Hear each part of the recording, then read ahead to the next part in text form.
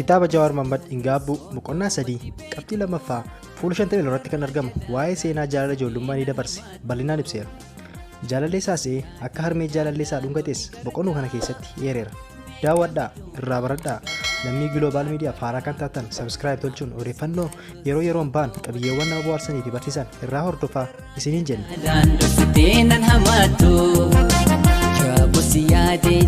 Akkas jechuunis sinicha eegale Jawar baran asallaa ture sun yeroo reefu umurii dargaggummaa yookiin teenage eegalu waan tureef intala waliin baranu takkaan wal jaallanne ifatti waliin haasa'uu fi mallachuun sodaachisaa waan tureef dhoksaan qeerraa fagaannee wal agarra turre. Jaalalti dhoksaan tun garuu waan hedduuf na saaxilte. Gaafa tokko iddoo bashannanaa bosona qabu kan qe'ee isaaniitii fi kiyya irraa fagoo tokko dhaqnee akkuma baala afannee gadi teenyeen dargaggeeyyiin dhufanii nu marsan. Anaan bitaa fi mirgaan kaballaa fi dhiitichoo na gaggabsanii lammata ishii wajjin millachuu miti abjuunis akka hin agarre na akeekkachiisan. Ishiis maxxee kana duukaa maal goota jedhanii kakkabalaa fudhanii deemaniin. Booda yoon dhaga'u ijoolleen sun eessuma ishii fi dhalattootuma magaalaa saniiti. Maxxee jechuun yoo na arrabsan kana kan bakka dhufee fi hiddi irraa arge hin beekamne jechuu isaaniiti. Ani warri biyyatti barnootarraa na aree akkana jala hin dhufneef eenyummaa fi bakkan irraa dhufe namattu hin himun ture. Arsiin immoo nama hidda dhalootaaf dubbee isaa hin beeknetti intala isaa hin kennu. Dargaggeeyyiin kunis intala isaanii harka nama hiddi hin beekamnetti akka hin kufneef ittisuu isaaniiti.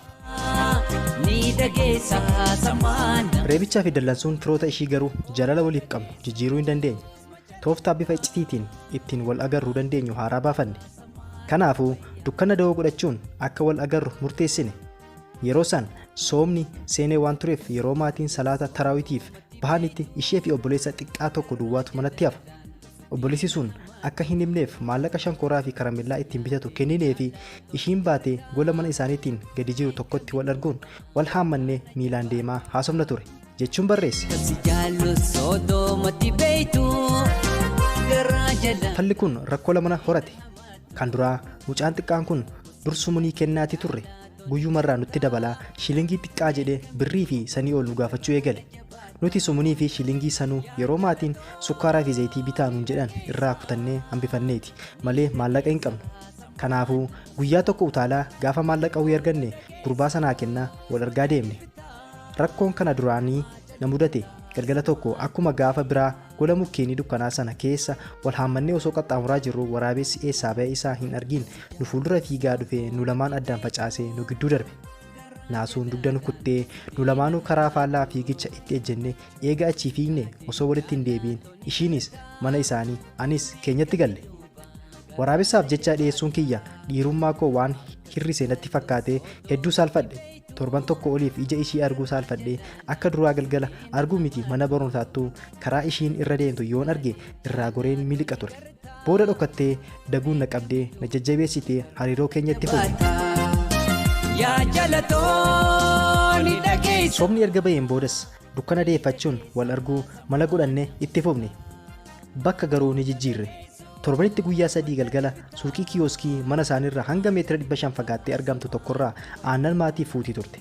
Sa'aatii 2 yoo ta'u akka baatu waliif galle. Ani dursee ba'ee karaarraa moggaatti maqee dukkanaan of dhoksee eega karaa ishiin irra dhuftu kallattii ulaa isaanii agarsiisa. Kanaafuu yeroo ishiin balbala bantee baatu waan hin arguuf dukkana sanaa ba'ee harka wal qabannee hanga kiyooskii dhiyaannutti deemna. Warri suuqii akka nu hin agarreef jalaa hafeen yeroo ishiin aannan fuutee deebitu hanga mana isaaniitti dhiyaannu nama ofirra ilaalaa gaggeessaa haaluma kanaan jaalala ijoollummaa dhoksaan osoo gaggeeffannu gaafa abaaramaa tokko salphini natti bu'e.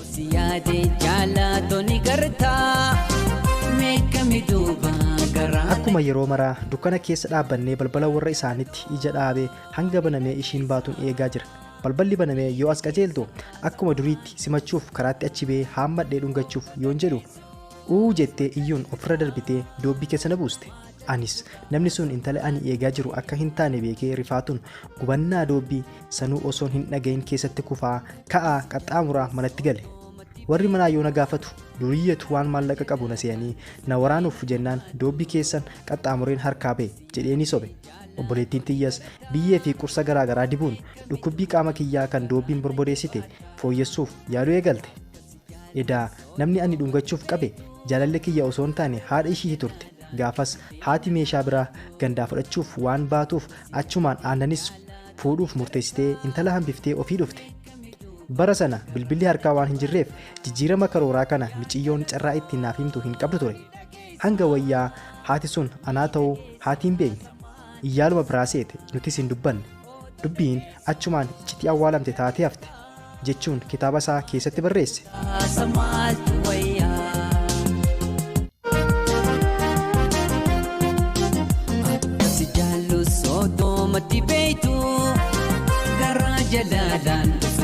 Egaa qophii keenya kan har'aa asumarratti goolabaa kanneen YouTube chaanalii keenya subscribe hin goone akka gootan isiniin jechaa qophii biraan haga walitti deebinutti nagaan turaa. Akkasi jaallu soodomatti beeytu garaa jalaalaan dhuftee nan hamaatu jaabosi yaade jaalatoni gartaa meeqami duuba garaa na jabaata yaa jaalatooni dhageessa samaan na usuta oto dhageessus machalifita